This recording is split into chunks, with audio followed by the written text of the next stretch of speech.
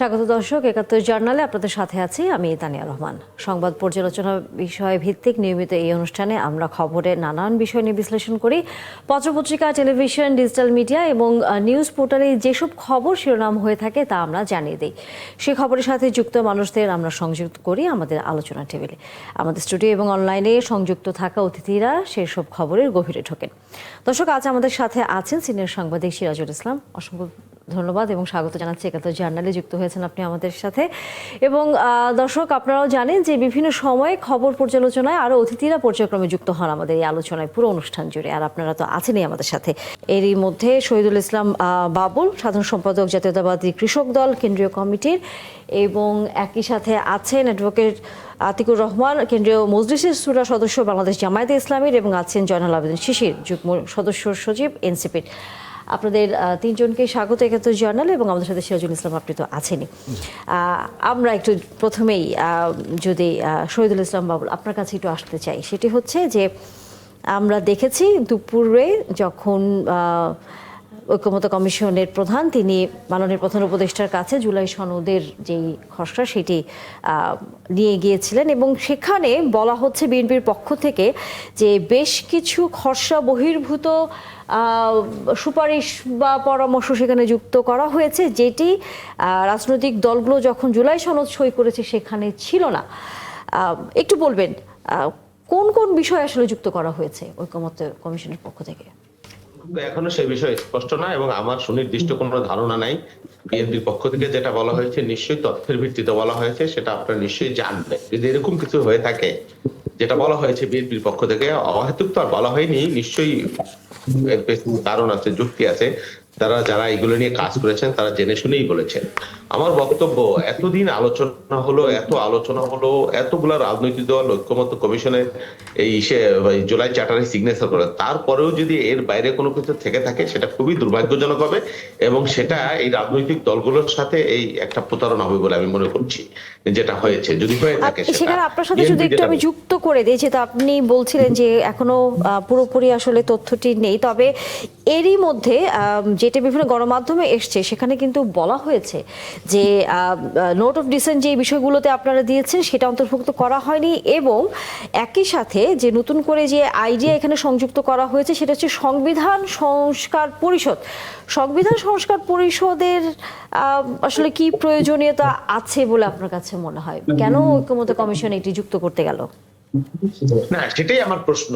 কি কারণে এখানে ঐক্যমত্য কমিশন সেখানকার আলোচনার ভিত্তিতে রাজনৈতিক ঐক্যমত্য কমিশনের যে আলোচনা হয়েছে সেই আলোচনার বাইরে গিয়ে কি কারণে এইটা সংযুক্ত তারা করেছে এবং কোন প্রেক্ষিতে করেছে সেটা বোধগম্য। সেটা অবশ্যই রাজনৈতিক দলের সাথে আলোচনার বাইরে করা, এটা আমি মনে করি এটা খুবই ইনডিসেন্ট, এবং এটা রাজনৈতিক দল মেনে নেবে কিনা এটা নিশ্চয়ই প্রশ্ন সাপেক্ষ হবে। বিএনপির পক্ষ থেকে যে বিষয়ে বলা হয়েছে, এই যে আপনিও বললেন যেটা যে সংবিধান কমিশন, যেটা সংস্কার কমিশন, হ্যাঁ সংস্কার পরিষদ যেটা করা হয়েছে সেটা ঐক্যমত্য কমিশনে তো আলোচনা হতে পারতো।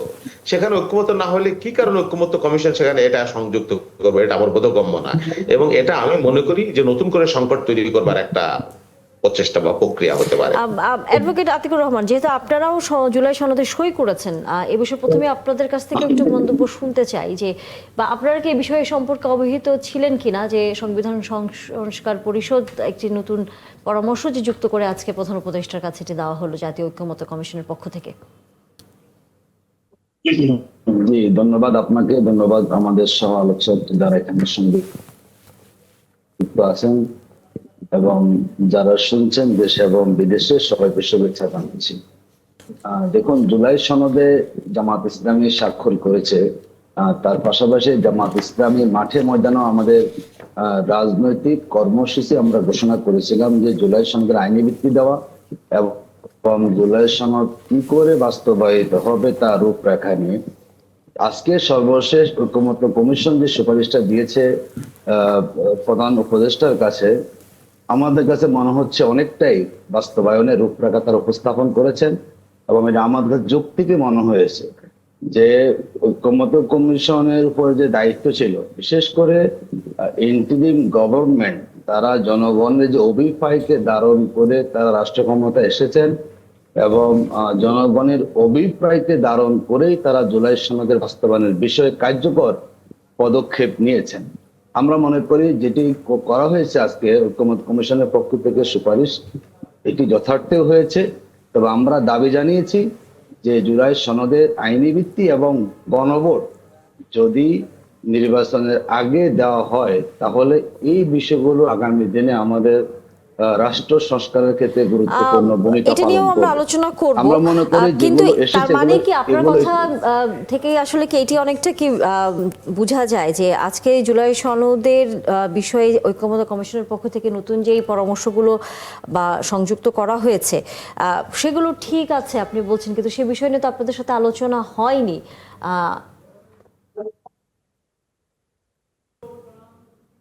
দেখুন, আমি যদি বলি ঐকমত্য কমিশন তারা রাজনৈতিক দলের সাথে কথা বলেছেন, তার বাইরে যারা সংবিধান বিশেষজ্ঞ আছেন কিংবা বিভিন্নভাবে যারা স্টেক হোল্ডার তাদের সাথে পরামর্শ করেছেন। আমরা দেখলাম যে যাদের পরিবারের সদস্যরা শহীদ তাদের সাথে কথা বলেছে। সব মিলে ঐকমত্য কমিশন স্বাধীনভাবে যেটা দেশের জন্য কল্যাণকর, আগামী রাজনীতির জন্য কল্যাণকর সেগুলোকে বিবেচনা নিয়ে তারা মতামত দিয়েছে। কিন্তু সই এখন হয়ে রাজনৈতিক যাওয়ার দল পরে তাদের মতামতটা রাজনৈতিক দিয়েছে। দলের সাথে কথা না বলে নতুন ধারা যুক্ত করাটা আসলে কতটুকু ঐক্যমত্য হলো সেটাও কিন্তু একটা প্রশ্ন সামনে নিয়ে আসে রাজনীতির ক্ষেত্রে। আবেদিন শিশির আছেন আপনি আমাদের সাথে। এনসিপি সই করেনি, এনসিপি এখনো বলছে যে আইনি ভিত্তি ছাড়া আসলে এটির পুরোপুরি পরিষ্কার ধারণা ছাড়া বা আদেশ হোক অথবা এটি অ্যামেন্ডমেন্টের মাধ্যমে না আসলে এনসিপির অবস্থানটি আসলে এখনো আগের মতো না, যে তারা সেটি সই করবে না। এখন যে নতুন করে সংবিধান সংস্কার পরিষদের কথা বলে যে ঐকমত্য কমিশন যে নতুন ধারাটি সংযুক্ত করেছে, এখন কি আপনারা একমত অবস্থানে আছেন কিনা, নাকি কোনো পরিবর্তন হবে আপনাদের ভিতরে এখনো? আচ্ছা, ধন্যবাদ আপনাকে, আপনার মাধ্যমে ৭১-এর জার্নালের সকল দর্শক শ্রোতাকে। আমরা শুরুতেই বলেছি জুলাই সনদের আইনি ভিত্তি এবং সাংবিধানিক স্বীকৃতি এবং এই জুলাই অধ্যাদেশ বাস্তবায়ন প্রক্রিয়া সম্বন্ধে আমরা স্বচ্ছ ধারণা পাওয়ার পরেই আমরা এই ব্যাপারে সিগনেচারের ব্যাপারে আমরা ঐক্যমত করবো এবং আমরা সিগনেচারের জন্য অপেক্ষা করছি। আমরা বলেছি যে জুলাই যে অধ্যাদেশ মানে প্রধান উপদেষ্টা জারি করবে তার মাধ্যমে যে জনগণ যে রায় দিবে তারপরে হচ্ছে আমাদের আসলে এখানে সই করা কার্যকর হবে। তার আগে যদি ধরো আমরা এখানে সই করি বা সই না করি এতে কোনো আসলে যায় আসে না। জনগণ যখন আপনাকে ম্যান্ডেট দিবে তখন আমরা মনে করি সকল রাজনৈতিক দলকে সই করলে এটা বেশি ইফেক্টিভ হয়। তো আমরা শুরু থেকে আজকে যে জিনিসটি নিয়ে আলোচনা হচ্ছে যে এখানে গণভোটের সময় নিয়ে আলোচনা হচ্ছে, আমরা কিছু কিছু রাজনৈতিক দল গণভোটের সময়টা আগে চেয়েছেন যাতে নির্বাচনের আগে নভেম্বরে, আমরা দলগতভাবে সেটিকেও আজকে আমরা স্বাগত জানিয়েছি। এছাড়াও নোট অফ ডিসেন্টের ব্যাপারে সরকার যে ঐকমত্য কমিশন যে সিদ্ধান্ত নিয়েছে সেটাকেও আমরা ইতিবাচক হিসেবে দেখছি এবং আমাদের দাবি বাস্তবায়ন হয়েছে বলে আমরা মনে করি। এছাড়াও পরবর্তী যে সংসদের উপরে যে দায়িত্ব দেওয়া হয়েছে আমি ব্যক্তিগতভাবে মনে করি এটি খুব একটা খারাপ কিছু হয়নি, কারণ আমরা দেখেছি যে যারা পার্লামেন্ট সদস্য নির্বাচিত হন তারা পরবর্তীতে দাবিগুলো বাস্তবায়ন করেন না দলীয় স্বার্থে এবং ব্যক্তি স্বার্থে বা কোনো গোষ্ঠী স্বার্থে, যেটা ৯০ পরে আমরা দেখেছি। ৯০ পরে একটি স্যাটেল ইস্যু ছিল তত্ত্বাবধায়ক ইস্যু, কিন্তু একটি দলীয় সরকার এসে এই স্যাটেল ইস্যুতে আবার অস্বীকার করে, যার কারণে ৯৬-তে আমাদের অনেক হাঙ্গামা হয় এবং হরতাল অবরোধের মধ্য দিয়ে আবার পরবর্তীতে ২টি ইলেকশন করা লাগে ৯৬। এই জন্য আমরা মনে করবো যে পরবর্তী পার্লামেন্টকে যে সময়টুকু বেঁধে দেওয়া হয়েছে যদি এই সময় তারা না করতে পারে জুলাই মানে কার্যকর হয়ে যাবে, সেটা একদম খারাপ না। তারপরে যদি ডক্টর মোহাম্মদ ইউনূস উনি এটা গণভোট দিয়ে যদি এটা সবার আগে যদি এটা স্বীকৃতি নিয়ে নিতে পারতেন এবং গণভোটের মধ্যে রায় নিয়ে নিতে পারতেন, তারপরে যদি হচ্ছে জাতীয় সংসদ ইলেকশনটা পরে করেন তার থেকে বেশি টেকসই হবে বলে আমরা মনে করি এবং আমরা তাই দাবি করি। এবং বিশেষ করে জামাত ইসলাম সহ অন্যান্য দলগুলো যে দাবিটা করেছে যে আগেই গণভোটটা হয়ে যাওয়া উচিত, তাহলে কি আপনারা সনদে সই করবেন? কারণ আপনি আজকের দিনের ঘটনার পর বক্তব্যে যতটুকু এতক্ষণ বলছিলেন তাতে যে ধরনের ধারাগুলো নতুন করে পরামর্শগুলো এসেছে তাতে আপনারা মনে করছেন যে ভালো হয়েছে, তার মানে কি এখনো আপনারা সই করেনি? তাহলে কি ৩১ অক্টোবর তো সই করবার সময়সীমা বেঁধে দেওয়া আছে, তাহলে কি এর মধ্যে করবেন? সেটা ঠিক না। আমরাই তো এই জুলাই সনদ এবং জুলাই ঘোষণা যাই বলেন এগুলো তো আমাদের ত্যাগের ফসল। যে বিএনপি সহ অন্যান্য দলগুলো তো 3 মাসের মধ্যে নির্বাচন দাবি করেছে, এগুলো তো এইটুকু আসছে, সেটা আমাদের অনেক ত্যাগের মধ্যে দিয়ে, আমাদের অনেক চাপের মধ্যে দিয়ে এবং আমাদের রাজপথের সর্বপরিস্থিতির কারণে এতটুকু এসেছে। না হতো 3 মাসের মধ্যে তো ইলেকশন দিয়ে দিত, এবং এই পুরাতন কাঠামো এবং মৌলিক সংস্কার ছাড়াই। তো আমরা মনে করি আমরা তো সই তো করার জন্য অপেক্ষা করছি। আমরা চাচ্ছি জুলাই যে অধ্যাদেশটি দিবে, এর মধ্য দিয়ে যে গণভোট হবে, এই প্রক্রিয়াটি জনগণের সামনে একদম স্পষ্ট করা হোক, তারপরে হচ্ছে সই করলে সেটা বেশি কার্যকর হয়। আমরা মনে করি না জনগণের যে রায় তার আগে আমরা আপনারা সই করি। গণভোট চাচ্ছেন আগে? হ্যাঁ, আমরা আগে চাচ্ছি এবং অধ্যাদেশটি আগে দিয়ে দেওয়া হোক, অধ্যাদেশের পরে গণভোট হোক, তারপরে আমরা তারপরে আপনারা সই করবেন। আচ্ছা, আপনাদের অবস্থান হচ্ছে এখানে সবচেয়ে পরিষ্কার। সিরাজুল ইসলাম, আপনার যদি কোনো মন্তব্য থাকে না, আজকের এই বিষয়ে বা ওনাদের কাছে কোনো প্রশ্ন থাকে? ধন্যবাদ তানিয়া আপা, আপনাকে ধন্যবাদ, আমার 71 টেলিভিশনের সমস্ত দর্শক শ্রোতা, বাবুল ভাই আছেন, অ্যাডভোকেট আতিক, তারপরে শেষির ভাই আছেন, সবাইকে ধন্যবাদ। আমার যে মন্তব্য আজকের এই প্রেক্ষাপটে সেটা হচ্ছে যে জাতীয় ঐক্যমত্য কমিশন আসলে যে কাজ করেছে আমার কাছে মনে হয় যে তার খুব একটা ভালো রেজাল্ট আমরা পেলাম না। ভালো রেজাল্ট পেলাম না এই কারণে বলছি যে যেখানে ঐক্য প্রতিষ্ঠার কথা ছিল সেখানে চরমভাবে অনৈক্য প্রতিষ্ঠা হয়েছে। এই দেখুন, এনসিপি সই করেইনি, সই করবে এখনও তার নিশ্চয়তা নেই, নাম্বার 1। নাম্বার 2 হচ্ছে যে সুপারিশগুলো আজকে জমা দেওয়া হয়েছে সেই সুপারিশে আলোচনায় ছিল না বা সনদে যুক্ত নেই, এইরকম বেশ কিছু সুপারিশ দেয়া হয়েছে। যেমন উচ্চকক্ষ কিভাবে গঠিত হবে সেই বিষয়টা নোট অফ ডিসেন্ট কিন্তু দিয়ে রেখেছে বিএনপি এবং তার একটা আলাদা বক্তব্য আছে। সেই বক্তব্য না গ্রহণ করে অন্যভাবে দেয়া হয়েছে, যেটা বিএনপির চাওয়া পাওয়া প্রত্যাশা বা তাদের যে নোট অফ ডিসেন্ট সেইগুলোকে বিবেচনায় নেওয়া হয়নি। এইভাবে যদি এই সুপারিশ বাস্তবায়ন, এই সুপারিশের আলোকে যদি জুলাই সনদ বাস্তবায়ন করা হয় তাহলে কিন্তু বিএনপির পক্ষ থেকে বিরোধিতা থাকবে এবং যদি বিএনপি ক্ষমতা আসে তাহলে কিন্তু বিএনপি সেটা বাস্তবায়ন করতে যাবে না। পাশাপাশি জামাত ইসলাম যে গণভোটটা চাচ্ছে বা এনসিপি চাচ্ছে, বিএনপি সেটা ওইভাবে চাচ্ছে না যেটা জামাত চাচ্ছে, আগেই গণভোটটা করতে। তো এই যে অর্থাৎ গুরুত্বপূর্ণ কোনো জায়গায় কিন্তু ঐকমত্য হয়নি। এবং আজকে আমি মনে করি যে বিএনপির সালাউদ্দিন আহমেদ যে বক্তব্য দিয়েছেন সে বক্তব্যটা যথার্থই। তিনি বলেছেন যে ঐকমত্য কমিশন অনৈক্য প্রতিষ্ঠার প্রচেষ্টা দিয়েছেন। এই কথাটা আমি মনে করি যে যুক্তিযুক্ত এই অর্থে যে যেখানে আলোচনা হয়ে এক জায়গায় থাকলো সেই আলোচনাকে বাইপাস করে অথবা চাপা রেখে অথবা তার সাথে এক্সটেনশন আরও কিছু অ্যানেক্স করে যুক্ত করে নতুন করে সুপারিশ দেওয়া হলো এবং সেই সুপারিশ যদি বাস্তবায়ন করা হয় তাহলে ঐক্যটা তো প্রতিষ্ঠা হইল না। সেই জায়গা থেকে পরিষ্কার করে বোঝা যায় যে জাতীয় ঐক্যমত্য কমিশন যে কাজটা করেছে বেসিক্যালি গত প্রায় 1 বছর ধরে, এই 1 বছরের যে প্রচেষ্টা বা তাদের কর্মকাণ্ড, সেই কর্মকাণ্ডের খুব বেশি ভালো কোনো রেজাল্ট আসলো না। আমি মনে করি যে পরিস্থিতি এখনও রাজনৈতিক অঙ্গনে বিরাজমান, বিশেষ করে এই মুহূর্তে বাংলাদেশ জাতীয়তাবাদী দল বিএনপি, জামাত ইসলাম এবং এনসিপি, এই সমস্ত দলের অবস্থান একেবারেই এক একজনের এক এক রকমের অবস্থানে আছে। এখানে ঐক্যের কোনো নমুনা নিশানা কিছুই দেখা যাচ্ছে না। এই যে অনৈক্যটা যদি হয় বা এটা যদি সামনে দিনগুলোতে আরো একটু প্রকট আকার ধারণ করে তাহলে রাজনৈতিক অস্থিরতা তৈরি হতে পারে কিনা আমরা এই মন্তব্যটি শুনবো। তবে বিরতির সময় হয়ে গেছে, বিরতি নেই, আমরা নিশ্চয়ই আলোচনায় আবারও যাব। আছেন আমাদের সাথে দর্শক আপনারা 71 জার্নালে, বিরতির সময় হয়ে গেল, বিরতির পর ফিরে আসছি, নিশ্চয়ই থাকবেন বিরতির পর আবার আলোচনায়। দর্শক, আমরা শুনছিলাম অন্যান্য যেসব সংবাদ ভিত্তিক টেলিভিশন আছে তারা কি সংবাদ শিরোনাম করেছে। ঘুরে ফিরে রাজনীতির খবরই আসলে এখন আছে। এবং সিরাজুল ইসলাম, আপনি যেই কথাগুলো বিরতির আগে বলছিলেন যে ঐক্যমত্য কমিশন অনেকের মতো একটা কাজ করে ফেললো কিনা, এবং আসলে আমিও আপনার কাছে জানতে চাই যে এই ধরনের যদি টানাপোড়েন এখনই শুরু হয় তাহলে সামনের দিনগুলোতে রাজনৈতিক কোনো সংকট বা পরিস্থিতির মধ্যে আমরা পড়তে যাচ্ছি। আপনার পর্যবেক্ষণ কি বলেন? হ্যাঁ, সংকটের আশঙ্কা তো আছেই, সংকটের আশঙ্কা আছে।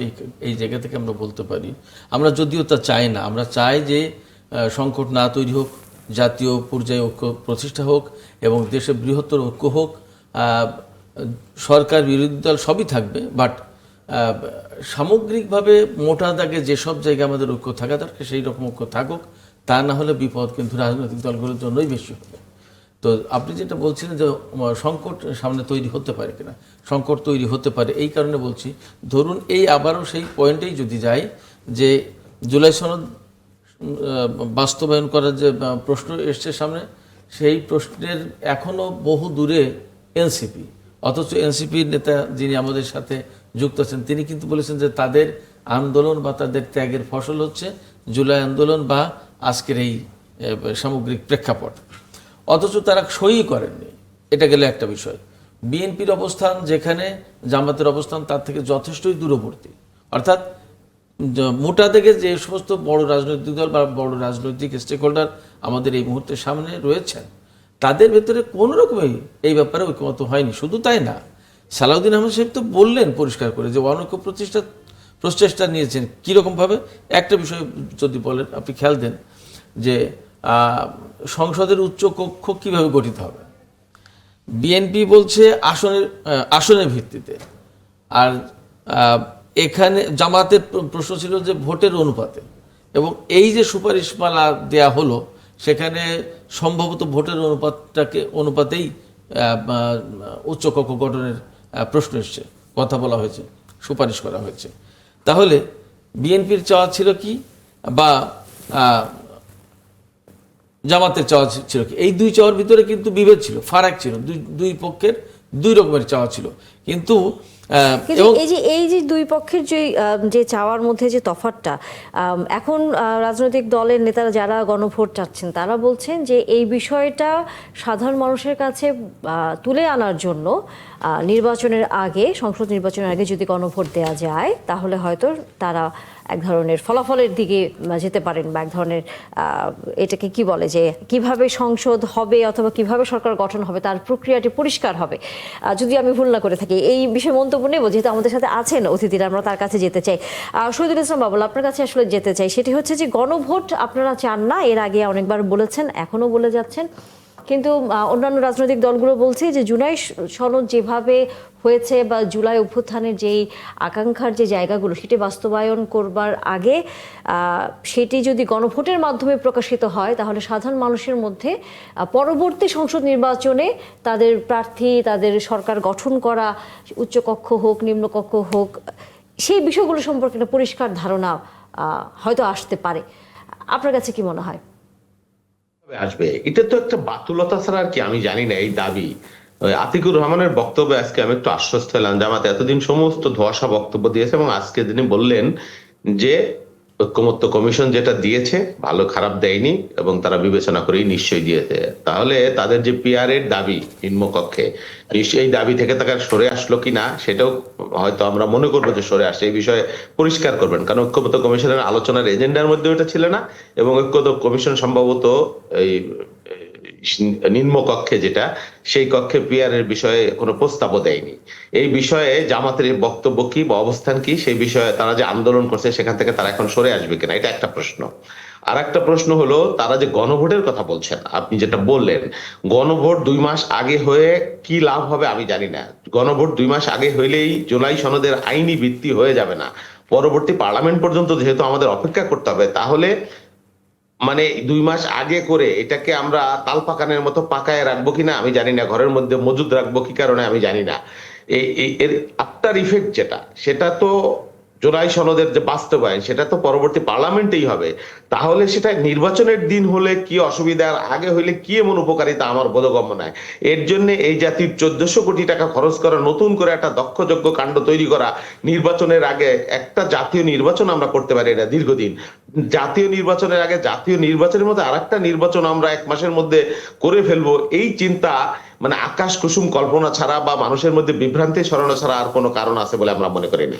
সবচেয়ে বড় কথা যে আপনি যে আগে গণভোট করবেন, এই গণভোটের মধ্য দিয়ে তো জুলাই সনদের আইনি ভিত্তি তৈরি হয়ে যাবে না। তার জন্য এই গণভোট করে আপনাকে রেজাল্ট রেখে দিতে হবে পরবর্তী পার্লামেন্টের জন্য। পরবর্তী পার্লামেন্ট হবে, তারপরে আপনারা এই গণভোটের সিদ্ধান্ত বাস্তবায়ন সে পার্লামেন্ট করবে। তাহলে কি কারণে আমি এই দেশের 1400-1500 কোটি টাকা খরচ করে নতুন করে একটা সংকট তৈরি করছি, এটা আমার কোনোভাবেই বোধগম্য হচ্ছে না। এই সংকটটা আপনি কোথায় দেখছেন, সেটা যদি একটু আপনি বলতেন। আমি সংকট যেটা দেখছি, আমরা মনে করি এই নতুন করে গণভোটের যে প্রস্তাব দেওয়া হয়েছে।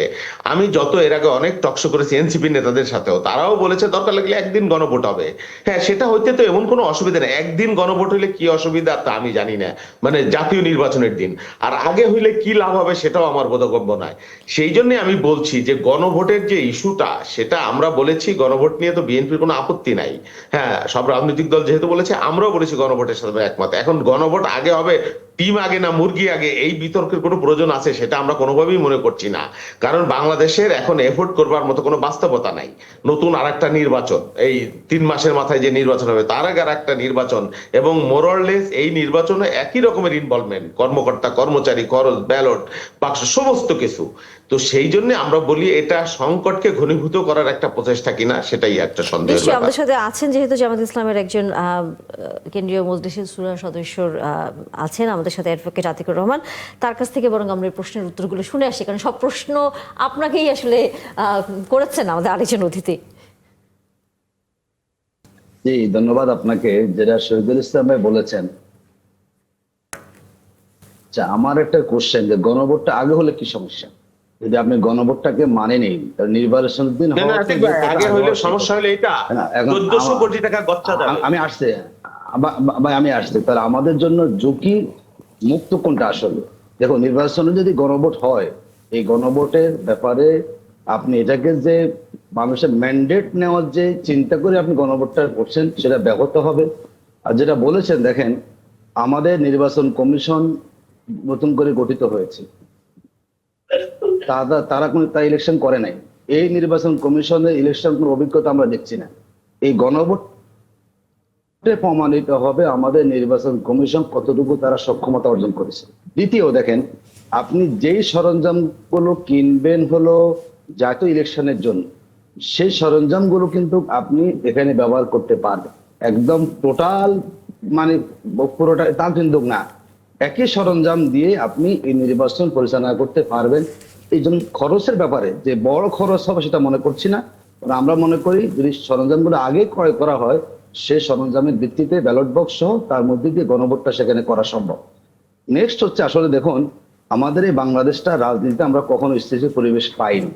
যখনই যারা এসেছেন তারা অনেক কথাই বলেন, কিন্তু আমরা আসলে ক্ষমতা আসার পরে আমরা সকল দলকে দেখি ক্ষমতা কুক্ষিগত করে রাখার মানসিকতা, এবং জনগণের ক্ষমতা বলে ক্ষমতা এসে আবার জনগণের যাতে ক্ষমতায়ন না হয় সেই দিকটাকে অগ্রাধিকার দেওয়া হয়। তা আমাদের কাছে মনে হচ্ছে জামাত ইসলামী আমরা দাবিগুলো তুলেছি। দেখুন, পেয়ারের দাবি আমরা তুলেছি, আমরা আফার হাউসও বলেছি, লোয়ার হাউসও আমরা বলেছি।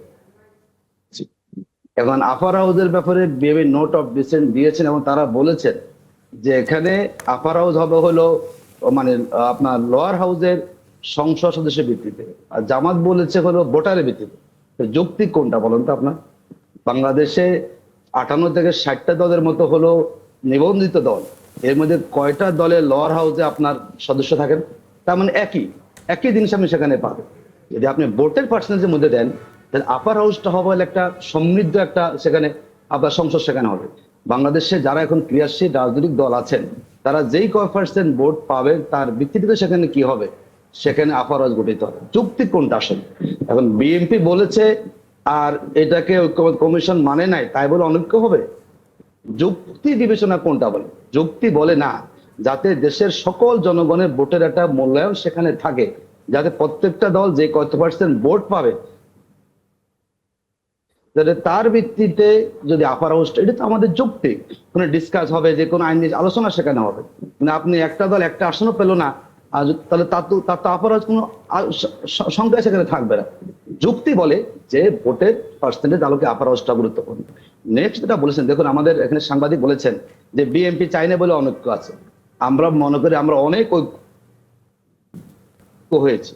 এই 84টি বিষয়ে ঐক্যমত হওয়া কিন্তু অনৈক্যের কোনো লক্ষণ নয়, এটা ঐক্যের অবশ্য সম্ভাবনা। বাংলাদেশের 54 বছরের ইতিহাসে এত ঐক্যমত কখনো হয়নি, এটা ভালো দিক আমাদের জন্য। এখন আমাদের বিষয় হচ্ছে যে প্রত্যেকটি দলকে দেশের সাথে তার জায়গা থেকে সরে আসতে হবে। হ্যাঁ, এখন অনেকে বলেছেন যে এখতিয়ার আছে কিনা, আমি বলি এখতিয়ার আছে। এই সরকার যখন ক্ষমতা এসেছেন তারা বলেছেন তারা বিচার করবেন, তারা সংস্কার করবেন, তারা নির্বাচন করবেন। এখন দলগুলো তো তার মতামত দিবেই, কিন্তু সরকার যেহেতু এখন হলো নিরপেক্ষ সরকার, শুনেন, বাংলাদেশে যারা আমরা রাজনীতি করি আমরা সবাই চাই যে আমার রাজনীতিতে সে অক্ষুণ্ণ থাকুক। যেহেতু অন্তর্বর্তীকালীন সরকার, তারা মনে করেছে যে না, দেশের জন্য যেটাই কল্যাণ তারা সেটাকে এখানে তাদের সনদে ঐক্যবদ্ধ করেছে। আমার দল বলে নাই বলে এটা আমার অনৈক্য হয়েছে, এটা তাহলে হয় না। এখানে প্রত্যেক দলের অনৈক্যকে ঐক্য এনে যদি আমরা জুলাইয়ের সময় বাস্তবায়ন করতে যাই, আরো বহু বছর সময় লেগে যাবে, ইলেকশন পার হয়ে যাবে। জি, আমরা চাই প্রশ্ন করতে এটা চাই। মৌলিক বিষয়।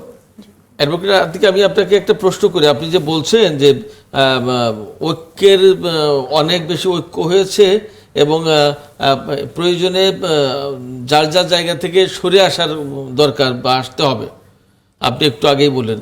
তো আপনারা যে অবস্থান নিয়েছেন সে অবস্থান থেকে তো সরে আসছেন না, যেমন পিয়ারের অবস্থান, পিয়ারের ব্যাপারটা, সেটা একটা ব্যাপার। আরেকটা প্রশ্ন, জি বলুন। আরেকটা প্রশ্ন আছে যে আপনি বললেন যে নির্বাচন কমিশন নতুন গঠন হয়েছে, তাদের নির্বাচন করার অভিজ্ঞতা নেই, সেক্ষেত্রে গণভোটের মাধ্যমে একটা প্রমাণ হয়তো হবে যে তাদের অভিজ্ঞতা, তারা কিভাবে নির্বাচনটা করতে পারে কি পারে না ইত্যাদি। তো সেই সময় যদি মনে হয় আপনাদের কাছে যে এই নির্বাচন কমিশন খুব জুৎসই হলো না বা খুব ভালো কিছু করলো না আপনাদের দৃষ্টিতে, তাহলে কি এই নির্বাচন কমিশন পরিবর্তনের প্রশ্ন তুলবেন আপনারা? দুটো প্রশ্ন। দেখুন, আপনার সেকেন্ড কোশ্চেন, এটা আপেক্ষিক কোশ্চেন, হয় কি হয় না আমরা দেখব, এবং যদি সেখানে কোনো ত্রুটি হয় তখন তারা সুযোগ পাবে ত্রুটিগুলো তারা সমাধান করার জন্য। এখন যদি আপনি ভোটের দিনে সব করেন, তারা সংশোধন কখন হবে? আমরা মনে করি যদি ত্রুটি বিচ্ছুটি থেকে থাকে, তারা যে 2 মাস সময় পাবেন, তার মধ্যে তারা চাইলে ওই ত্রুটিগুলোকে সংশোধন করেই তারা আমাদের ইলেকশনটাকে তারা সেখানে ভালো করতে পারবে। দ্বিতীয়, আপনি প্রথম কোশ্চেন পিয়ার নিয়ে, দেখুন পিয়ার নিয়ে জামাত ইসলামী আমরা জনমত তৈরি করেছি, আমরা জনগণকে ঐক্যবদ্ধ করেছি। দেখুন, জামাত ইসলামী একসময় কেয়ারটেকার সরকার আমরা প্রস্তাব দিয়েছিলাম, জনমত যেহেতু আপনি আপনারা নিঃসন্দেহে তৈরি জানেন। করেছেন পিয়ার নিয়ে, জনগণের না, মতামত কি আপনারা পেয়েছেন? আমি বলছি, জি, একসময় জামাত ইসলামী যখন কেয়ারটেকার সরকারের ফর্মুলা দিয়েছিল তখন এই ধরনের কথাবার্তা আসছিল, কিন্তু এখন বাংলাদেশের বাস্তবতায় জামাতের উত্থাপিত কেয়ারটেকারটা এখন কি সবার কাছে গ্রহণযোগ্য। হ্যাঁ, পিয়ার আমরা দাবি তুলেছি, যদি পিয়ার নাও হয়, আমি আমার দলীয় অবস্থানটা, এটা আমার পুরো দায়িত্ব না, যদি নাও হয় মনে করেন, কিন্তু টুডে অর টুমোরো বাংলাদেশের প্রত্যেক রাজনৈতিক দল তারা পিয়ারের পক্ষে আসতে হবে, এতটুকু আমি বলে গেলাম। কিন্তু জামাত ইসলামী যৌক্তিক মনে করেছে, যৌক্তিক মনে করেই, যাতে করে আমাদের কখনো ফ্যাসিবাদী সরকার কায়েম না হয়, যাতে করে কেউ 35% ভোট পেয়ে 2/3 মেজরিটি পেয়ে যা ইচ্ছা তাই করতে না পারে, ওই জায়গাটাকে বাধা দেওয়ার জন্যই। বলেন ভাই, বলেন। না, এই যে এই ঐক্যমত্য কমিশন যে পিয়ার বাদ দিয়ে নিম্নকক্ষে জমা দিল, সেটাকে আপনারা অ্যাপ্রিসিয়েট করছেন, মেনে না, নিয়েছেন? সে ব্যাপারে আমার দল সেখানে বক্তব্য দিবে। এখনো তো এই ব্যাপারে আমাদের দলে কোনো বক্তব্য আমরা রাষ্ট্রপতি পাইনি, সেটা নিঃসন্দেহে আজকে হয়েছে, সব যাচাই বাছাই করে। না, আমাদের দল এখনো এই ব্যাপারে কোনো আনুষ্ঠানিক প্রতিক্রিয়া জানায়নি, আপনি খেয়াল করেছেন। বিএনপি জানিয়েছে, নিঃসন্দেহে আমাদের দল বিবেচনা করে প্রতিক্রিয়া জানা, তখন আপনি বুঝবেন সেখানে অবস্থানটা আমরা কি বলেছি। সেটা আমার দলের ভেতরে স্ট্যান্ড আমরা এখনো খেয়াল করিনি, হয়তো যাচাই বাছাই করে সেখানে দল তার মন্তব্যটা করবেন। এই ব্যাপারে আমি দায়িত্ব নিয়ে সব কথা বলার সুযোগ আমার নেই, যতটুকু হয় ততটুকু আমরা যৌক্তিক মনে করেছি, বাকি দলীয় অবস্থানটা আচ্ছা, আমাদের সাথে জয়নুল আবেদিন শেষে, এই যে গণভোটের কথা আপনারাও বলছেন যে সংসদ নির্বাচনের আগে গণভোট হলে পরে সেটি হয়তো রাজনৈতিক প্রেক্ষাপটের জন্য ভালো হবে। কিছুক্ষণ আগে অ্যাডভোকেট আতিকুর রহমান যে প্রসঙ্গগুলো এবং যে যুক্তিগুলো তুলে ধরলেন, আপনারাও কি একমত, নাকি সেখানে কোনো কিছু যুক্ত করবার আছে আপনার? আমরা শুরু থেকে বলেছি, আমরা নির্বাচনের দিন অথবা যদি নির্বাচনের আগে, যেটা জামাত ইসলাম দাবি করছে বা জামাত ইসলামের সমমনা আরো 8টি দল দাবি করছে যে আগে নভেম্বরে গণভোট, আমাদের কোনো আপত্তি নেই। তবে জামাত ইসলামের যে দাবি, এটাকে আমরা আজকে স্বাগত জানিয়েছি, মানে দলীয়ভাবে আমরা এটাকে স্বাগত জানিয়েছি। কারণ আমরা মনে করি যদি এটা আগে হয়, তাহলে যে জুলাই সনদের যে তাৎপর্য এবং যে প্রয়োজনীয়তা এবং জনগণের মধ্যে যে এটার যে আগ্রহটা, এটা বেশি থাকবে। আর নির্বাচনের দিন যদি হয়, সেটা তুলনামূলক একটু কম আগ্রহ থাকবে, এবং এখানে প্রত্যেক প্রার্থী এবং দল নিজেরা নির্বাচনে জেতার জন্য ওই জিনিসটাকে ফোকাস করবে। এখানে যে টোটালি একটা জাতি গঠনের যে একটা রাষ্ট্রীয় প্রক্রিয়া, এই সামষ্টিক যে প্রচেষ্টা, এটার প্রতি ডিফোকাস হওয়ার সম্ভাবনা একটু বেশি। তো আমরা এই জন্য বলেছি যে জুলাই সনদ তো শুধু রাজনৈতিক দলের জন্য না, এটা তো নেশনের জন্য। তো রাজনৈতিক দলগুলো তো নির্বাচনটা চাই শুধু নির্বাচিত হওয়ার জন্য, দলগুলো ক্ষমতা যাওয়ার জন্য। সেজন্য যদি নভেম্বরে হয় এটা বেটার হয়। আপনারাও নভেম্বরে চাচ্ছেন, কিন্তু গণভোট আমাদের- নভেম্বরে হোক।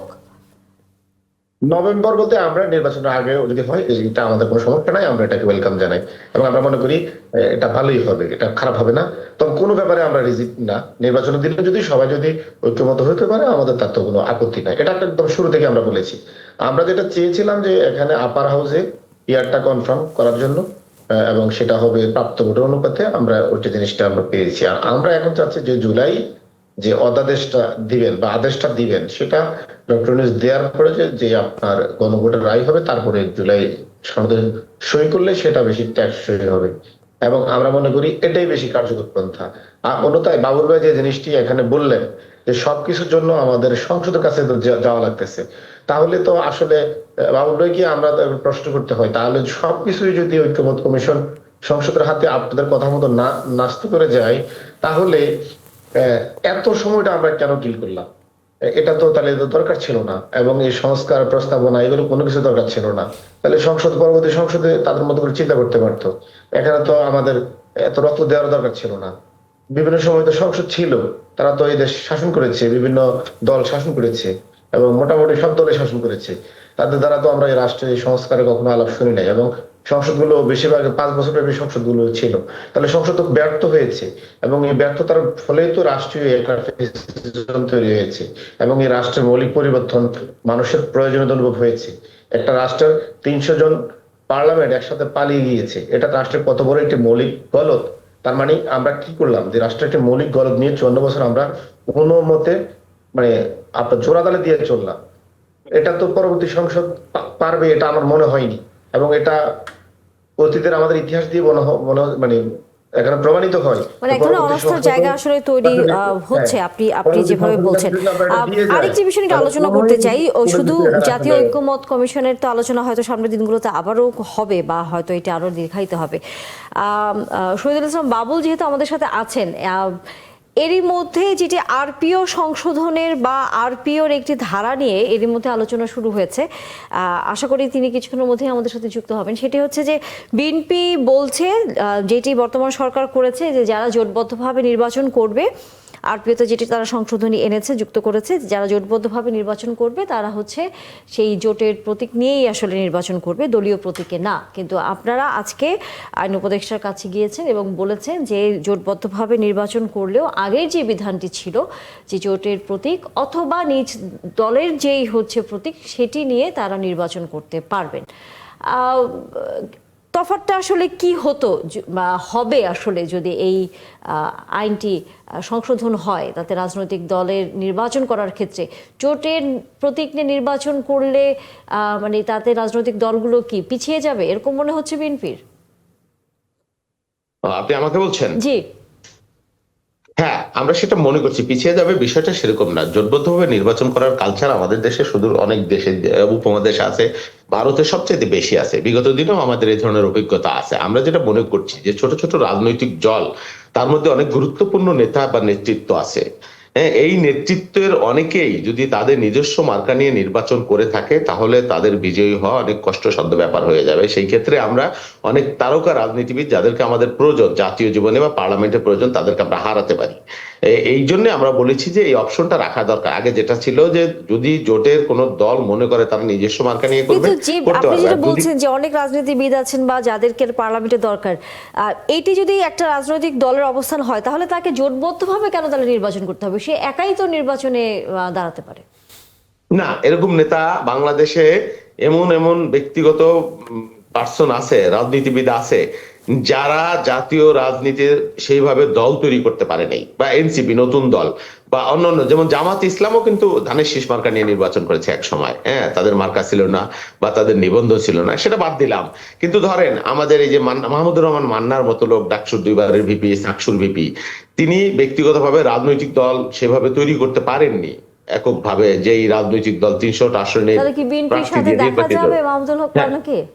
না না, আমি কথার কথা বলছি, উদাহরণ হিসেবে আপনাকে বলছি যে তার মতো নেতা, পার্লামেন্টারিয়ান বা বাংলাদেশের একজন পরিচিত রাজনীতিবিদ, তিনিও পার্লামেন্টে যেতে না পারেন, তবে যদি জোটবদ্ধভাবে নির্বাচন তিনি করেন তাহলে তার সম্ভাবনাটা বেড়ে যায়, যাবে এরকম কোনো নিশ্চয় করে বলা যায় না।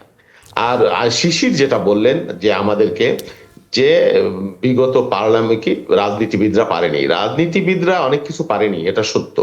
আবার রাজনীতিবিদরা অনেক কিছুই পেরেছে, রাজনীতিবিদদের আত্মত্যাগ আছে, রাজনীতিবিদরা অনেক সংস্কার বাংলাদেশে হয়েছে। বাকশাল থেকে কি বলে এক বহুদলীয় গণতন্ত্র, এটাও রাজনীতিবিদরা করেছে। রাজনীতিবিদরা প্রেসিডেন্সিয়াল গভর্নমেন্ট থেকে পার্লামেন্টারিয়ান গভর্নমেন্ট আমরা তৈরি করেছি। অনেকগুলো সংস্কার রাজনৈতিক দল, রাজনৈতিক নেতৃত্ব করেছে। হ্যাঁ, বিগত দিনে, বিগত 15 বছরের শাসনকে নিয়ে, উদাহরণ নিয়ে যদি আপনি গোটা রাজনীতিকে বিশ্লেষণ করেন বা বিগত রাজনীতিকের বিশ্লেষণ করেন, সেটা হবে না। কেন? আমরা তো একটা পার্লামেন্টারি ডেমোক্রেসির মধ্যে একটা প্রবেশ করেছিলাম, সেটা ভালো মন্দ মিলিয়ে আমাদের ছিল। কিন্তু হাসিনের যে 15 বছর, এটা ওই যে চুন খায় মুখ পুড়লে আমাদের যে অবস্থা হয়, সেই অবস্থা যদি আপনারা সবকিছুই ফ্যাসিস্ট, বিএনপি এর আগেও ক্ষমতায় ছিল, বিএনপি কখনো হাসিনা হয় নাই, বিএনপি কখনো ফ্যাসিস্ট হয় না, আপনারা সবকিছুকে যদি এক পাল্লায় মেপে ফেলেন, এটা খুবই দুর্ভাগ্যজনক হয়ে যাবে। আমরা বিশ্বাস করি এই যে আইনি নির্বাচন পার্লামেন্ট পর্যন্ত কেন যেতে হবে, এই প্রশ্ন, পার্লামেন্ট ছাড়া আপনি কিভাবে করবেন? এবং পার্লামেন্ট তো সর্বময় ক্ষমতার অধিকারী, আপনার এটাও কিন্তু পার্লামেন্ট আপনার চেঞ্জ করে দিতে পারে সবকিছু। পার্লামেন্টের উপরে কোনো কিছু বাংলাদেশের কারো কোনো ক্ষমতা নাই। সেই জন্য আপনাকে দিন শেষে রাজনীতিবিদদের উপরেই, পার্লামেন্টের উপরে নির্ভর করতে হবে। এবং আমি মনে করি এইবারের যে পার্লামেন্ট হবে, এত কিছুর পরে এত রক্তদান, এত আত্মহত্যা, এর আগে কখনো সংস্কার কমিশন হয় না, এর আগে কখনো এত রাজনৈতিক দল একসাথে বসে না, এর আগে কখনো চার্টার হয় নাই, এর আগে কখনো গণভোট হয় নাই। সুতরাং সবকিছুতেই যদি আপনারা শঙ্কিত হন, সংখ্যাবোধ করেন, তাহলে তো ছায়ের সাথে যুদ্ধ করতে হবে, সেটাও কাম্য নয়। আপনাকে একটা জায়গায় পজ না, কোথাও না কোথাও পজ দিতে হবে। আপনি এই পার্লামেন্ট না করে জুলাই সনদ, এই গণভোট করার পরে আপনি কি করবেন? গণভোট করার পরে এটা আইনি ভিত্তি তৈরি হয়ে যাবে? সেটা তো হবে না। এবং পরবর্তী পার্লামেন্ট সেটা বাধ্য হবে বাস্তবায়ন করতে, এটাই তো মূল বক্তব্য। তাহলে পরবর্তী পার্লামেন্টকে আপনি কেন, পরবর্তী পার্লামেন্ট মেম্বার তো আপনিও হবেন, হইতে পারেন, আপনি তখন আপনারা এটা বাস্তবায়ন করবেন। এখানে দোষের কোনো কিছু বলা হয়েছে পরবর্তী পার্লামেন্ট আর আগের পার্লামেন্ট আর পরের পার্লামেন্ট এক পার্লামেন্ট হয়ে যাবে, এইটা চিন্তা করবারও কোনো কারণ নাই, এই আশঙ্কা থাকবারও কোনো কারণ আছে বলে মনে করে না। সবকিছুকে নেগেটিভলি দেখবার কোনো প্রয়োজন আছে সেটা আমরা মনে করছি না। নিশ্চয়ই আমরা আলোচনা চালিয়ে যাব, তবে বিরতির একটি প্রয়োজন হয়ে গেছে, বিরতির পর আলোচনা চলতে থাকবে। থাকবেন আপনারা সবাই আমাদের সাথে। দর্শক, বিরতির সময় হয়ে গেল, বিরতি নিয়ে ফিরে আসছে, থাকবেন ৭১ জার্নালে। ধন্যবাদ দর্শক, সাথে থাকার জন্য আবার আমন্ত্রণ ৭১ জার্নালে। আলোচনা হচ্ছিল আরপিওর যে নতুন সংশোধনী নিয়ে, সেটি নিয়ে আপনার মধ্যে একটু প্রশ্ন ছিল আমাদের অতিথিদের কাছে। ঠিক প্রশ্নটা আমি একটু আলোচনা করতে চেয়েছিলাম। আপনি যে প্রশ্নটা করেছিলেন যে দলীয় প্রতীক নির্বাচন করা না করা, এই সমস্ত বিষয় নিয়ে বাবুল ভাই যথার্থই বলেছেন। আমি তার সাথে আর একটু ব্যাখ্যামূলক বক্তব্য রাখি, তাইলে আমার মনে হয় যে আরো পরিষ্কার হবে। দেখুন, জাতীয় সংসদ নির্বাচন হয়, সেখানে সংসদ সদস্য নির্বাচিত হন এবং তারা প্রকৃতপক্ষে এবং যথার্থই আইন প্রণেতা, তারা কিন্তু আর কোনো কিছু না। যারা নির্বাচিত হবেন তারা আইন প্রণয়ন করবেন, আইনের ভালো মন্দ খুঁটিনাটি, আইন সংশোধন, পরিমার্জন, পরিবর্তন ইত্যাদি ইত্যাদি, অর্থাৎ আইন কেন্দ্রিক কাজ তাদের। এই জায়গায় খুব চৌকস লোক দরকার, আইন বোঝে, আইনের পারপাস বোঝে, আইনের ভেতরের যে দিকগুলো সেগুলো বোঝে, এইরকম লোকজন দরকার। এবং সেখানে ডেফিনেটলি উদাহরণ হিসেবে যে মাহমুদুর রহমান মান্না ভাইয়ের কথা এসছে, এইরকম পরীক্ষা ব্যক্তিত্ব বা এইরকম ঝানু রাজনীতি করে তো কথাই নেই। তারা অনেকবার সংসদ সদস্য হিসেবে নির্বাচিত হয়েছেন, কাজ করেছেন। সেই জায়গা থেকে জোটবদ্ধভাবে নির্বাচন করতে হলে জোটের প্রতীক দিতে হবে। জোটের তো বাংলাদেশে কোনো প্রতীক নেই। সেক্ষেত্রে ধরুন বিএনপির সাথে আরো 5টা দল এসে জোটবদ্ধভাবে নির্বাচন করলো, তখন জোটের তো সরাসরি কোনো প্রতীক নেই। তখন হয়তো বিএনপির যে ধানের শীষ, এই প্রতীকটা একটা বড় প্রভাব ফেলে। এই প্রতীকটা তখন ছোট দলের বড় নেতাদের পাশ করার ক্ষেত্রে ভূমিকা রাখে। এখানে কোন রকমের আইনি জটিলতা তৈরি করে যদি বিএনপির ধানের শীষ নিয়ে ওই ছোট দলের বড় নেতার পাশের ক্ষেত্রে বাধা সৃষ্টি করা, তাকে বাধ্য করা হয় যে তার দলের প্রতীকে নির্বাচন করতে হবে, এরকম যদি আইন পাশ করা হয়, তাহলে তার জন্য জটিলতা তৈরি হবে। এবং আমি মনে করি যে রাজনৈতিক যে স্বাধীনতা, এই স্বাধীনতায় হস্তক্ষেপ করা হয়। এখানে মূল লক্ষ্যটা হচ্ছে যে খুবই সুশিক্ষিত, জ্ঞানবান এইরকম লোকজনকে নির্বাচিত করে আনা, তাতে আমাদের সংসদ, আমাদের দেশ, আমাদের জনগণ লাভবান হবে। তো সেই রকম জায়গায় যদি নির্বাচনের প্রতীক বিএনপির প্রতীক বা জামাতের প্রতীক বা যে কোনো দলের প্রতীক দিয়ে ছোট দলের বড় নেতাদেরকে যদি বড় নেতা বলছে এই অর্থে যে তারা রাজনীতি যেমন জানেন তেমনি আইন প্রণয়নের কাজটাও ভালো বুঝবেন, এইরকম নেতাদেরকে যদি প্রতীক বরাদ্দ দিয়ে নির্বাচিত হওয়ার ক্ষেত্রে সহযোগিতা করা যায়, সেটাই বরং দরকার। এমনটা উচিত না বা এমনটা হওয়া দরকার নেই যে আইন প্রণয়ন করে জটিলতা সৃষ্টি করে তাদের নির্বাচিত হওয়ার পথে প্রতিবন্ধকতা তৈরি করা। তাহলে আপনি মনে করছেন যে জোটবদ্ধভাবে যারা নির্বাচন করতে চায় তারা যদি তারা পছন্দ মতো প্রতীক নিয়ে নির্বাচন মানে করতেই অর্থাৎ পারে, আগের করা যে উচিত। ধারাটি আসলে ছিল জি, সেটার জি। থাকলে হয়তো বা ভালো হবে। অ্যাডভোকেট আতিকুর রহমান, আপনি যেহেতু আছেন, আপনারা এই ধারাটি কি মেনে নিয়েছেন নাকি আপনারা মনে করেন যে না একই রকম ভাবে থাকা উচিত, জোটবদ্ধভাবে কোনো দলের সাথে থাকলেও নিজের প্রতীকেই নির্বাচন করা উচিত? আমরা আরপিওর এর সংশোধনকে ইতিবাচক হিসেবে দেখি। দেখুন, আমাদের দেশে নিবন্ধিত রাজনৈতিক দলের সংখ্যা প্রায় 60-এর কাছাকাছি। যদি এটাকে আপনি অপশন রাখেন, দেখা যাবে যে 60 দলের 60 প্রতীক। তো আমরা বলি বহুদলীয় গণতন্ত্রের দেশ, তার মানে বহু প্রতীক এখানে আছে। এবং দেখা যায় ইলেকশন মাত্র 2টা প্রতীক ইলেকশন হবে। তাহলে আপনি এত দলকে নিবন্ধন দিলেন এবং যদি এই অবস্থায় থাকে তাহলে ছোট দল কখনো বড় হতে পারে না। আমরা মনে করি নির্বাচন কমিশন যেটা সংস্কার আমরা চাচ্ছি, এটা একটা সংস্কারের একটা পার্ট, যেখানে যাতে কোনো দল তার অস্তিত্ব সংকটে না পড়ে যায় এবং কোনো দল যাতে করে তার মর্যাদার বাহিরে অবস্থান না করে। দেখুন, যে কথাটা মূলত এখানে মৌলিক কথা, যে যেই দলগুলো জোটবদ্ধ হবে তাদের দলীয় প্রতীক মানুষ চিনে না, তো সেই দলের কাজটা কি? আপনি এটা দল করলেন, নির্বাচন কমিশনের শর্ত, নিবন্ধনের শর্ত পূরণ করে আপনি দল নিবন্ধিত করলেন, আর দলের কোনো অ্যাক্টিভিটিস নাই। 31টা দল গেল হলো ঐক্যমত্য কমিশনের তারা দেখা যাচ্ছে সেখানে গিয়েছেন, তো তাদের দায়িত্ব, দলটা সুসংগঠিত। এখন দল কোনো সুসংগঠিত নাই, নির্বাচন কমিশনে গিয়ে আপনি প্রতীক নিয়ে আসতেছেন, আর ভোটের সময় এসে বলেন আমার তো দলের প্রতীক তো আসলে কি না, পরিচিত না। আপনি রাজনৈতিক মধ্যে আপনি কেন এসেছেন? কিন্তু আপনি বলছেন যে যে মানে রাজনীতি করবার জন্যই বা রাজনৈতিক দল তৈরি করবার জন্যই তো নেতারা একটা দল তৈরি করেন বা একটা প্ল্যাটফর্ম তৈরি করেন। কিন্তু যখন আমি একটি দল তৈরি করছি, আমার তো নিশ্চয়ই কিছু সংখ্যক ভোট আছে। এখন আমি যদি বড় দলের সাথে জোট না করে নিজ প্রতীকে নির্বাচন করতে যাই, সেখানে যদি আমার হেরে যাওয়ার সম্ভাবনা বা আমার সামনে এগিয়ে আসার সম্ভাবনাটা কমে যায়, তাহলে সেই দলের প্রতীকের বদলে জোটের প্রতীক বা যেই বড় দল, জোটের তো আসলে কোনো প্রতীক হয় না, মানে বড় যে দল থাকে জোটের বা যাদের ভোটার সংখ্যা বেশি তারাই আসলে বলা যায় সেখানে থাকে, তাদের প্রতীক নিয়ে তাহলে নির্বাচন করতে আসলে সমস্যাটি কোথায়? কারণ আমি তো দিন শেষে মানুষের জন্য কাজ করতে যাই, তার জন্য আমাকে পার্লামেন্টে যেতে হবে, সেখানে যদি বড় দলগুলো আমাকে সহযোগিতা করে তাতে আসলে সমস্যাটা কোথায়? দেখুন, এই জায়গায় জামাতের ক্রিয়া পদ্ধতির যুক্তিকতা আছে। এই যে ছোট দল যারা আছেন তারা ভয় পাচ্ছেন কেন ইলেকশনে যেতে? নিজ প্রতীকে জিততে পারবেন, এই জন্য তো আমরা বলছি আমাদের পিয়ার লাগবে। এই যে ছোট দল হন, যদি আপনি 10% ভোটও পান, 5% ভোটও পান, না লাগবে। আমি বলছি যেহেতু ছোট দলের আশঙ্কা বেশি, তারা ফেলিওর হবেন, পাস করতে পারবেন না, তার জন্য পিয়া দরকার আছে না? যে আমি যদি ইলেকশনে দাঁড়াই, যদি পুরো দেশে আমি 5% ভোটও পাই, আমি তো পার্লামেন্টে যাব, তখন প্রতীকে ভোট সারা দেশের মানুষ দিবেন, তিনি সেখানে প্রতিনিধিত্ব করতে পারবেন।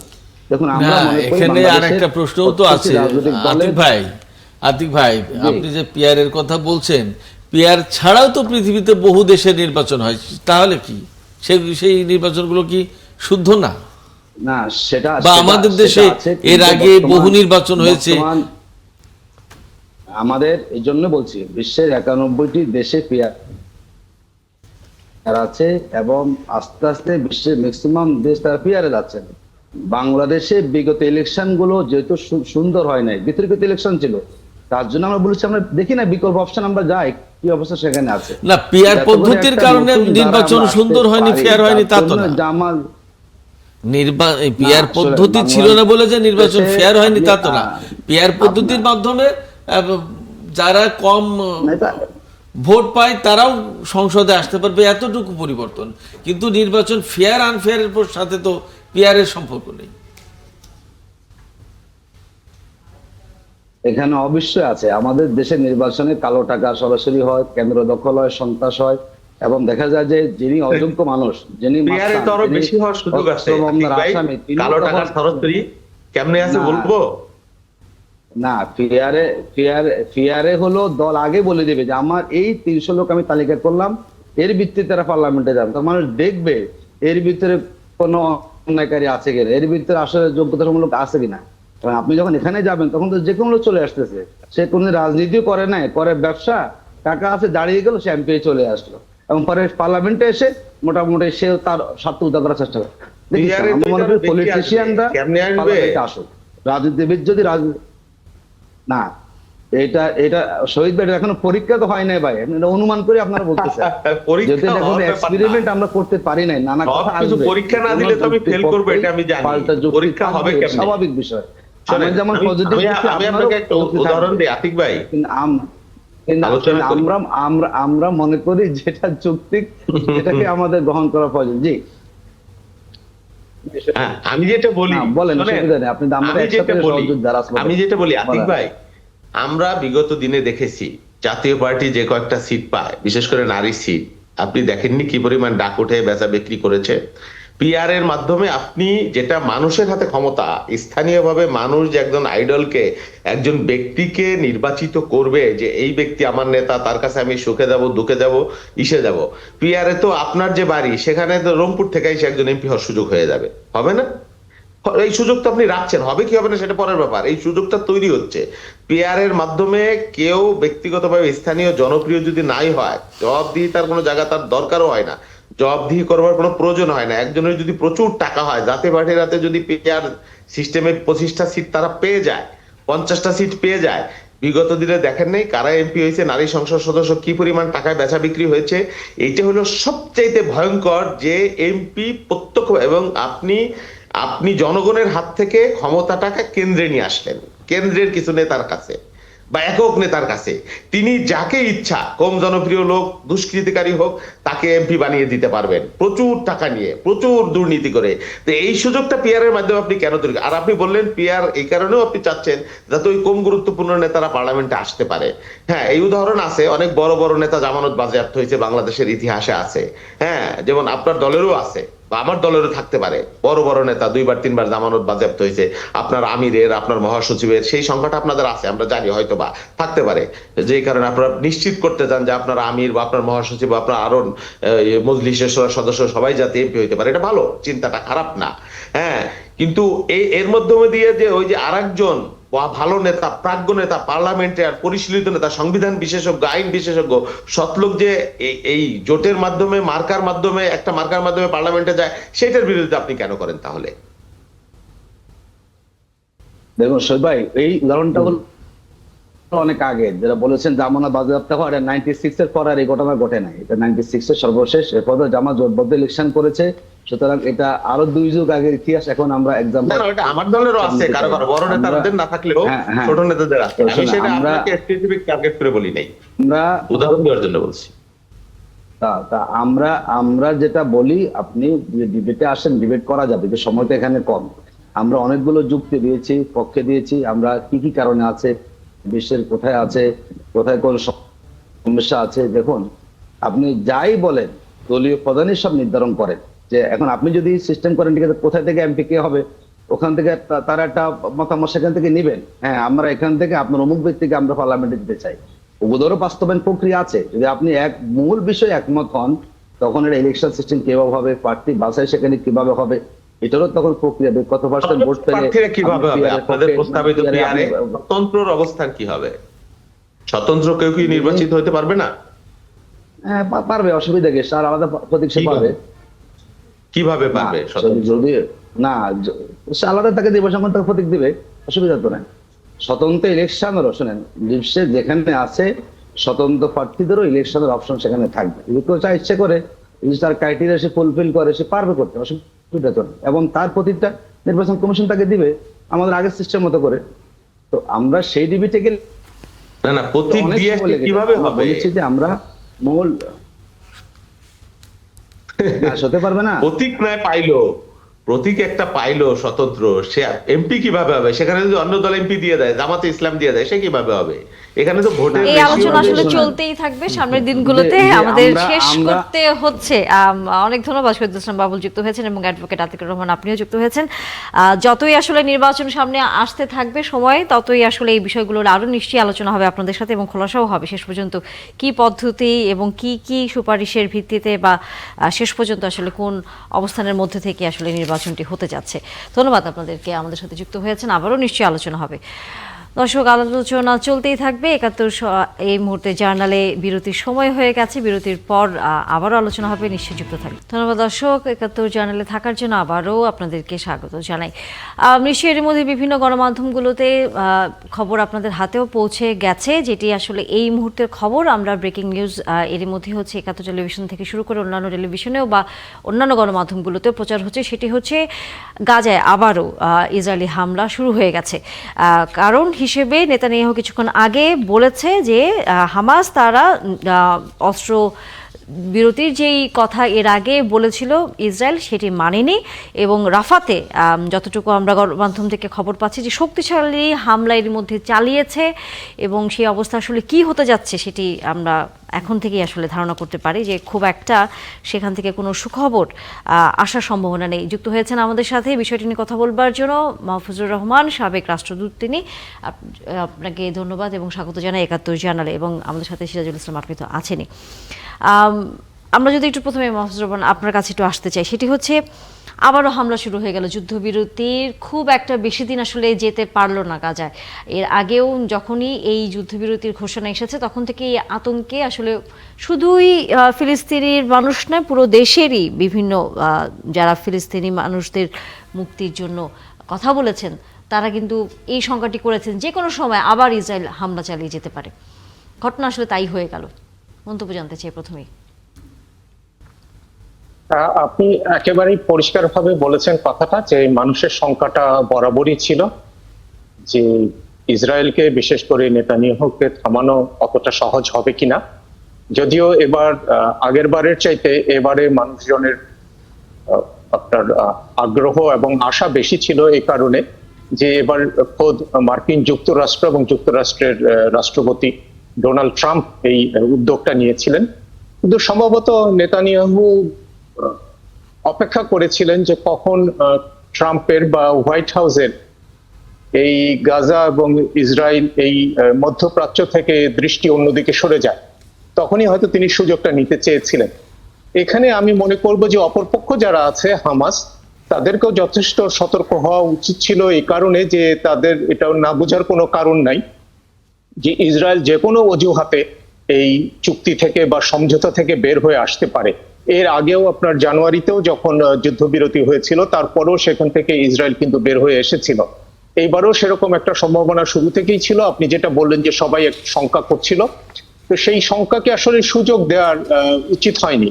কারণ আমার ধারণা যে হামাসেরও এমন কিছু কিছু আচরণ ছিল যেটা ইসরায়েলকে এই সুযোগগুলো এনে দিয়েছে। এর ফলে সামনের দিনগুলোতে আপনার কাছে কি মনে হয় যে আবারও যখন ইসরায়েলের এই হামলাটি শুরু হলো এবং যেটি আসলে এখানে ইসরায়েলের প্রধানমন্ত্রীর কার্যালয় থেকে বলা হয়েছে যে এই যুদ্ধবিরতি চুক্তি হিসেবে যেসব ইসরায়েলের দেহাবশেষ পাঠানোর কথা কফিনে করে ফিলিস্তিনি থেকে, সেগুলো আসলে মিথ্যা। অর্থাৎ তারা হামাসকে বারবারই বলছে যে তারা যুদ্ধবিরতির মধ্যে চুক্তি লঙ্ঘন করেছে এবং এখানে তারা এক ধরনের ধোঁকা দিয়েছে। অর্থাৎ আর কোনোভাবেই হামাসকে তারা কোনোভাবেই বিশ্বাস করে না এবং তারা এই এলাকায় শক্তিশালী হামলা চালাবে সেরকম কথা এরই মধ্যে কিন্তু তারা তাদের কার্যালয় থেকে জানিয়ে দিয়েছে। তাহলে পরিস্থিতি আবারও সেই ভয়াবহতার দিকে রূপ নিচ্ছে কিনা? কারণ এরই মধ্যে আমরা জানি যে আবার মার্কিন যুক্তরাষ্ট্র প্রেসিডেন্ট ডোনাল্ড ট্রাম্প তিনি এশিয়া সফরে আছেন। এদিকেও আসলে এক ধরনের আমরা দেখেছি যে দুই দেশের কম্বোডিয়ার সাথে তারা শান্তি চুক্তি করেছে। জি, করেছে। আই মিন ডোনাল্ড ট্রাম্প তো এইবার ক্ষমতায় আসার পর থেকেই যে সমস্ত জায়গায় আপনার এরকম আন্তর্জাতিক দ্বন্দ্ব রয়ে গেছে বা দ্বিপাক্ষিক দ্বন্দ্ব রয়ে গেছে, সমস্ত জায়গায় সে চেষ্টা করেছে তার নাক গলাতে এবং এক ধরনের শান্তি প্রচেষ্টা সে উদ্যোগও নিয়েছে, যে কারণে অনেকে মনে করছিল, বিশেষ করে হোয়াইট হাউস নিজেও এরকম মন্তব্য করেছে যে ডোনাল্ড ট্রাম্পের শান্তি পুরস্কার, নোবেল শান্তি পুরস্কার পাওয়া উচিত ছিল।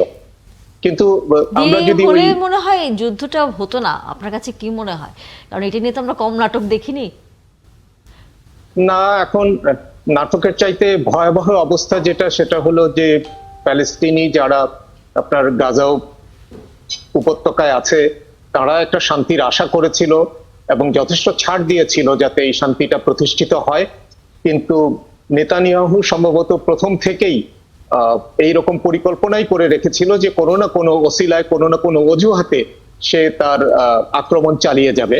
তো সেজন্য আমি বারবার বলছি যে এখানে হামাসেরও আচার আচরণের দিক থেকে উচিত ছিল কোন রকম অজুহাত যেন দেখাতে না পারে এবং কোন রকম সুযোগ যাতে না পায় সেই ব্যাপারে সচেতন হওয়া বা অতিরিক্ত সচেতন হওয়া। অবশ্যই আপনি আছেন আমাদের সাথে সেজন্য। আমি এখানে যে কথাটা বলতে চাই সেটা হচ্ছে যে এই যে যুদ্ধবিরতি চুক্তি যখন হয়েছে তখন থেকে কিন্তু আমি বলে আসছিলাম, আমি আন্তর্জাতিক বিষয়, বিশেষ করে মিডল ইস্টের ব্যাপারে যথেষ্ট নজর রাখি প্রতিদিন সাংবাদিক হিসেবে। আমি রেডিও টেরেন কাজ করেছি, ইরানে ছিলাম, সেই জায়গা থেকে মিডল ইস্ট নিয়ে আমার বিশেষ আগ্রহের জায়গায় যথেষ্ট পর্যালোচনা আমার আছে। এই জায়গা থেকে আমি যেটা বলতে চাই সেটা হচ্ছে যে এই যুদ্ধবিরতির সাথে সাথে তখন আমি বলেছিলাম যে এই যুদ্ধবিরতি হলো কিন্তু এটা স্থায়ী করবে না, নেতানিয়াহু এইটা মানবে না, যে কোনো সময় যে কোনো অজুহাতে গাজার উপর হামলা চালাবে। এবং আমি এই একদম ক্যাটাগরিক্যালি বলেছিলাম যে হামাস যখন এই যুদ্ধবিরতি করলো, এর মানে হচ্ছে যে হামাসের হাতে যত যুদ্ধবন্দী ছিল, ইসরায়েলের যে সমস্ত বন্দী ছিল, তাদেরকে ছেড়ে দেওয়া মাত্রই, তাদেরকে মুক্তি দেওয়া মাত্রই হামাসের উপরে, গাজার উপরে হামলা হবে, এই কথা ছিল। এবং আজকের খবর ছিল, আজকে মানে গতকাল 28 অক্টোবর পর্যন্ত খবর ছিল যে মিশরের তত্ত্বাবধানে হামাসের কাছে যত মরদেহ ছিল সমস্ত মরদেহ হস্তান্তর করা হয়েছে। হস্তান্তর প্রক্রিয়া যখনই শেষ হয়েছে ঠিক তার পরপরই নেতানিয়াহু গাজায় হামলা চালিয়েছে। এবং রাষ্ট্রদূত মাহফুজুর রহমান যেটা বলছিলেন, আমি ওই জায়গায় সামান্য একটু দ্বিমত করি যে আমেরিকা যখন ভেনিজুয়েলা নিয়ে ব্যস্ত তখন নেতানিয়াহু এই সুযোগ নিয়েছেন। আমি ব্যাপারটা এই জায়গায় দ্বিমত করি, ব্যাপারটা মোটেই তার না। কারণ হচ্ছে যে ইসরায়েল হামলা করবে কি করবে না এটা হোয়াইট হাউস জানে না, এমনটা না। ওইদিকে ব্যস্ত, এই ফাঁক দিয়ে নেতানিয়াহু হামলা করেছে গাজায়, ব্যাপারটা মোটেই তা না। এখানে অবশ্যই হোয়াইট হাউস এবং মার্কিন প্রশাসনের ইঙ্গিত আছে, সিগন্যাল আছে। তার একটা ছোট্ট বক্তব্য দিয়ে শেষ করব আমি। মার্কিন পররাষ্ট্রমন্ত্রী মার্কো রুবিও তিনি গতকালকেই বলেছেন, অর্থাৎ 28 অক্টোবর তার বক্তব্য আছে যে ইসরায়েল এর আগে যে সমস্ত হামলা টুকটাক করে করছিল এই কয়েকদিনে, গত কয়েকদিনে যুদ্ধবিরতির পরে এই আজকে বড় হামলার আগ পর্যন্ত 100 জন ফিলিস্তিনি কমপক্ষে ইসরায়েলি হামলায় মারা গেছে এই যুদ্ধবিরতির পরে। তার মানে 100 বারের বেশি তারা যুদ্ধবিরতি লঙ্ঘন করেছে।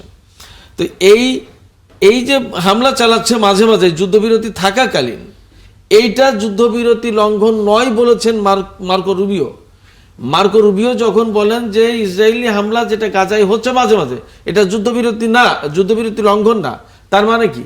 তার মানে ইসরায়েল এই ধরনের হামলা চালালে তাদের প্রতি তাদের সমর্থন আছে। একদম সর্বশেষ যে কথা বলতে পারি, আসলে যা ইসরায়েল সেটাই আমেরিকা, যেটাই আমেরিকা সেটাই ইসরায়েল। ফলে আজকে গাজায় যা হচ্ছে সেটা ইসরায়েল করছে, প্রকার অন্তরে সেটা আমেরিকাই করছে। এটাই হলো চূড়ান্ত সত্য, আমি ব্যক্তিগতভাবে মনে করি। আমাদের একদমই সময় শেষ মুহূর্তে ছোট করে যদি মাহফুজুর রহমান আপনার কাছ থেকে বক্তব্য নেই, যেই যুদ্ধবিরতির মধ্যস্থতা আমরা দেখেছি আরব দেশগুলোর বা কাতার থেকে শুরু করে অনেকগুলো দেশ তখন হলো দাঁড়িয়েছিল, এখন আপনার কাছে কি মনে হয় তাদের ভূমিকাও তো এক ধরনের প্রশ্নের মুখে পড়লো? হ্যাঁ, অবশ্যই। মার্কিন যুক্তরাষ্ট্র থেকে শুরু করে মধ্যপ্রাচ্যের যে সমস্ত দেশ, কাতার, মিশর, তুরস্ক, যারা এই যুদ্ধ বন্ধে আপনার উদ্যোগ নিয়েছিল, তাদের প্রত্যেকের উদ্যোগই এখন চ্যালেঞ্জের মুখে পড়লো, এটা তো সত্য। এবং ডোনাল্ড ট্রাম্প তার পেস হারাবে, সেটাও সত্য। কিন্তু একেবারে ঢালাওভাবে বলা যায় না। আমরা আমাদের অভিজ্ঞতাতে দেখেছি যে এবং যুক্তরাষ্ট্র এবং ইসরায়েলের মধ্যে যে সম্পর্ক, এটা অত্যন্ত পোক্ত, অত্যন্ত দৃঢ়। এবং ইসরায়েলের বহু আপনার অন্যায় আচরণ যুক্তরাষ্ট্রের কারণেই কেবলমাত্র আন্তর্জাতিক বিশ্বকে সহ্য করে যেতে হয়েছে, এগুলো সবই সত্য। কিন্তু আমি যে কথাটা বলতে চাচ্ছিলাম সেটা হলো যে এটা একটা অসম লড়াই। একদিকে ফিলিস্তিনি অথবা হামাস এবং অন্যদিকে ইসরায়েল এবং তার পেছনে যুক্তরাষ্ট্রের যেহেতু মদদ আছে, এইটা একটা অসম লড়াই। এই ধরনের লড়াইয়ের ক্ষেত্রে আপনাকে কৌশলী হতে হয় যখন আপনি দুর্বল থাকেন। সুতরাং হামাসের, কারণ এর মধ্যে আপনার 60,000-এর উপরে প্রাণ গেছে, প্রাণ যাওয়াটা তো কোনো সমাধান না। হ্যাঁ, হামাস যদি এই যুদ্ধ চালিয়ে যেত এবং এই ধরনের একটা যুদ্ধ বিরতিতে বা যুদ্ধ বন্ধে আপনার স্বাক্ষর না করতো বা সম্মত না হতো, তাহলে তাদের আরো জীবন যেত। এখন জীবন চলে যাওয়াটা, প্রাণ চলে যাওয়াটা তো কোনো সমাধান না। প্রাণ বাঁচানোর জন্য আপনার সময় সময় এরকম চুক্তি করতে হয় এবং মেনে নিতে হয়। তো সামনের সেইরকম দিনগুলোতে একটা আসলে যুদ্ধবিরতির প্রাণ সুযোগ বাঁচানো সে নিয়েছিল। সম্ভব হবে কিনা, আর সেই প্রশ্ন আসলে থেকেই যাচ্ছে। ধন্যবাদ মাহফুজুর রহমান, যুক্ত হয়েছেন, সময় একেবারেই কম। ধন্যবাদ সিরাজুল ইসলাম, আপনিও আছেন, নিশ্চয়ই আবারও আগামীতে কথা হবে নানা বিষয় নিয়ে।